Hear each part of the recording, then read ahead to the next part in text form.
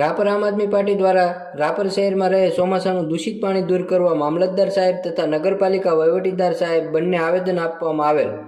રાપર તાલુકા આમ આદમી પાર્ટી દ્વારા રાપર શહેરના પ્રજાજનો માટે પીવા માટે પાણી સંગ્રહ કરવામાં આવતું નગાસર તળાવમાં ચોમાસા દરમિયાન જે જગ્યાએ પાંજરાપોળના મરણ પશુઓ નાખવામાં આવે છે, જે જગ્યાએ પાણી પસાર થઈ તળાવમાં વહે છે અને તેમાં રહે છે દૂષિત હાડકાઓ તેમજ ખરાબ વસ્તુઓ પાણીના વહેણને કારણે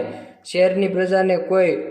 રોગચાળાના ના ધકેલાય તે પહેલાં પાણી પંપથી દૂર કરવામાં આવે છે અને તળાવમાં નર્મદા પાણી ભરવામાં આવે છે, કારણ કે આ તળાવ એક મોટું ઐતિહાસિક તળાવ છે અને તાલુકાના લોકો મહાદેવના દર્શન કરવા આવતા હોય છે। આગામી દિવસોમાં શહેરને શુદ્ધ પાણી મળી રહે અને તળાવમાં રહેલા પાણીનો જથ્થો કાઢીને નવેસરથી તાત્કાલિક શુદ્ધ ધોરણે પાણી ભરી પાણીને ફિલ્ટર કરી શહેરીજનો આપવામાં આવે તેવી માંગણી કરવામાં આવતી। આ સાથે આમ આદમી પાર્ટી તાલુકાના પ્રમુખ સુરેશભાઈ મકવાણા, શહેર પ્રમુખ ભરતભાઈ,